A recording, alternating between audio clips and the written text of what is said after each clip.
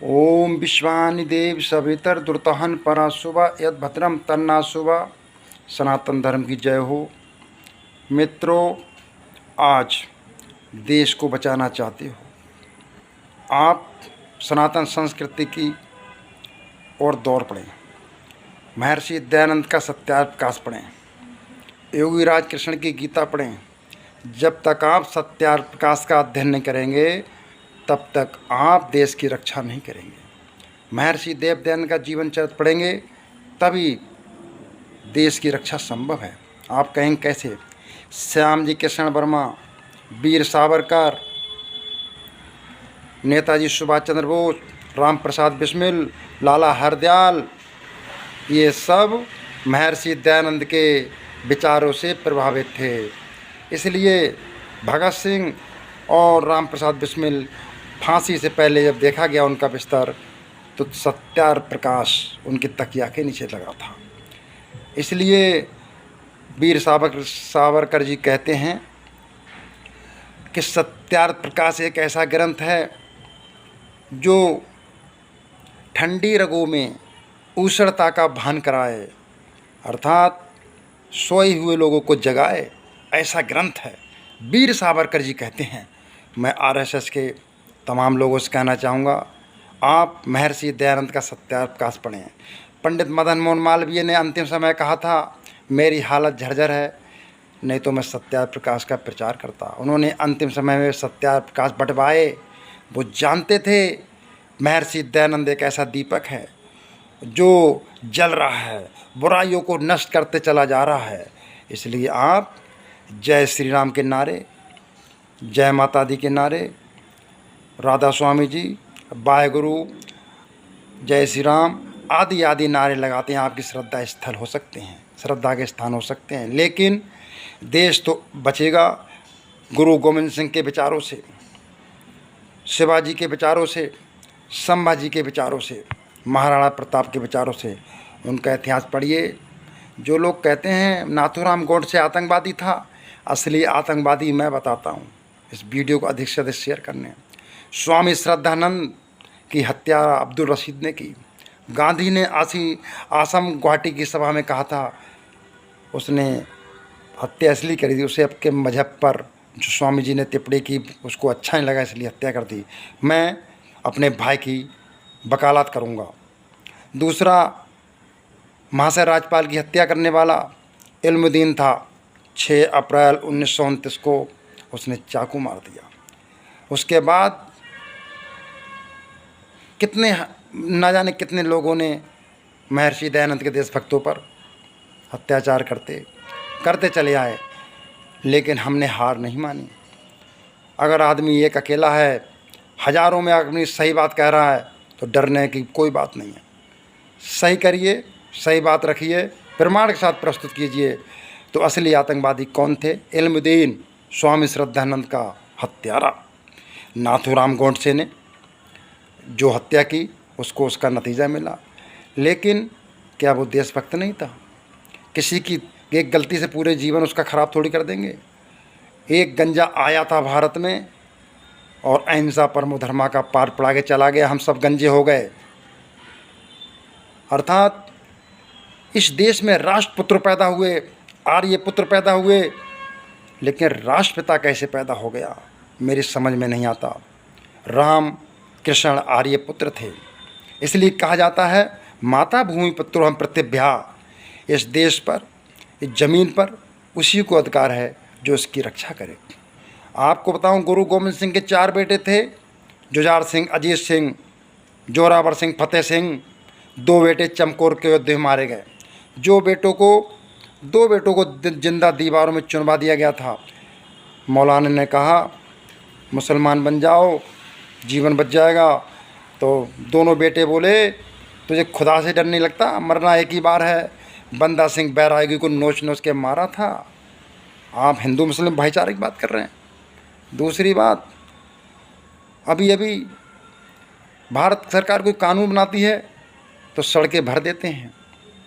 और एक मध्य प्रदेश की महिला को माननीय सुप्रीम कोर्ट ने उसके पति के लिए आदेश दिया था, इसको हर्जा खर्चा दो।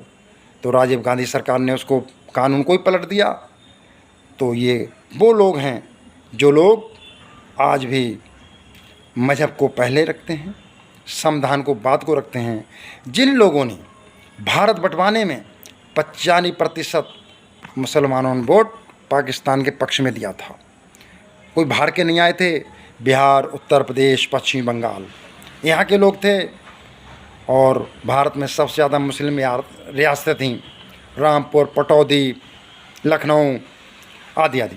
कहने का मतलब मेरा इतना है, देश धर्म को बचाना चाहते हो, श्रद्धा आस्था अपनी हो सकती है कोई भी, लेकिन गुरु गोविंद सिंह के इतिहास को पढ़ना आरंभ कर दो। संभाजी को 40 दिन तक नोच नोच कर बोटी बोटी काटी गई थी, उसने हार नहीं मानी। आज हम क्या करते हैं, विदेशी बन चुके हैं। वैलेंटाइन डे मनाएंगे, जन्मदिन केक काट कर मनाएंगे। वेशभूषा धोती कुर्ता था हमारा, आज पैंट पहनते हैं, कुर्ता पैजामा पहनते हैं। अंग्रेज़ बन चुके हैं। अगर आप अंग्रेज़ बनेंगे तो देश की रक्षा नहीं होगी। घर में हवन नहीं करेंगे, देश की रक्षा नहीं होगी। जब तक आप मर्यादा पुरुषोत्तम राम के आदर्श को अपने जीवन में नहीं लाएंगे, योगी राज कृष्ण के जीवन को अपने जीवन में नहीं लाएंगे, तब तक आप सफल नहीं हो सकते। ईश्वर एक है, गीता में साफ साफ लिखा है। क्या? ईश्वरा सर्वभूतानां हृदय अर्जुन तिष्ठति ब्राह्मण सर्वभूतानि यंत्रुणानि मामया। अर्जुन को भगवान कृष्ण ने कहा कि अर्जुन, तेरे हृदय में ईश्वर है, तो मूर्ति पूजा पाखंड जो आप करते हैं ये बिल्कुल बंद कर दें। भगवान कृष्ण ने साफ साफ कहा है। श्रीमद् भागवत पुराण में साफ साफ लिखा है, जो मनुष्य मिट्टी के बनाए हुए पदार्थ की पूजा करता है उसको पशु के समान कहा है।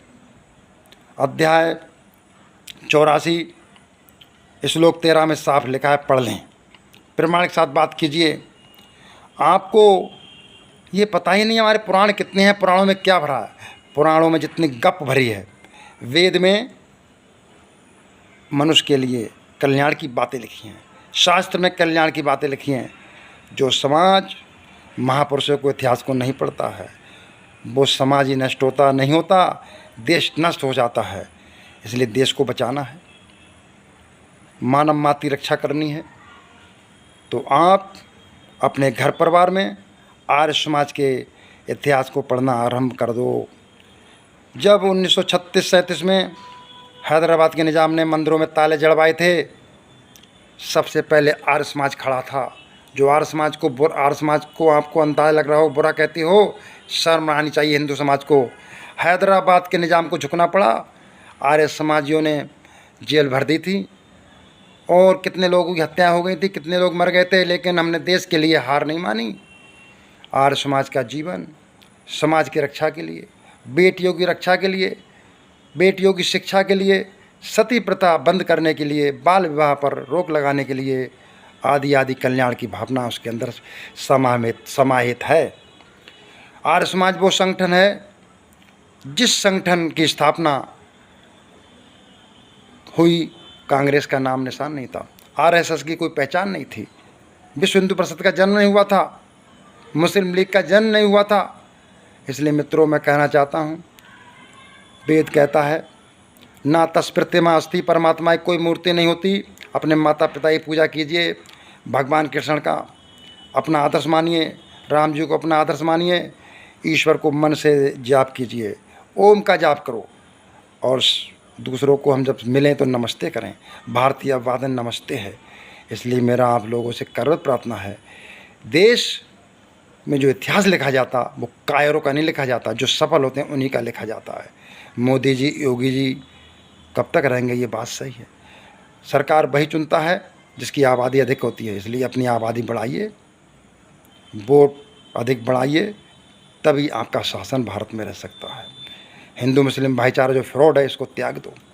इस्लाम की पुस्तक कहती है, दिन में 5 बार कहते हैं वो अजान में, ला इलाहा मोहम्मद रसूलुल्लाह, अर्थात अल्लाह के सिवा कोई दुनिया में मानने लायक नहीं है, इबादत के लायक नहीं है। कोई हिंदू समाज का आदमी ये नहीं कहता दुनिया में राम के अलावा कोई नहीं है, शिव के अलावा कोई नहीं है। आपके सामने आपकी तौहीन की जाती है, आपका अपमान किया जाता है, आपकी श्रद्धा का अपमान किया जाता है। इसलिए मेरी आपसे प्रार्थना है, आप लोग कुरान मजीद पढ़ें। जब तक किसी के बारे में पढ़ेंगे नहीं तब तक आपको कैसे विदित होगा, इसलिए विदित होना आवश्यक है। 31 जुलाई 1986 को माननीय न्यायालय ने कहा था, जब तक कुरान मजीद में 24 आयतें विद्यमान हैं तब तक हिंदू मुस्लिम भाईचारा संभव नहीं है। तो आप विचार करें और अपना जीवन आगे बढ़ाएं। बेटियों की रक्षा के लिए गुरुकुल में प्रवेश कराएं, तभी देश की रक्षा होगी। इति ओम सम।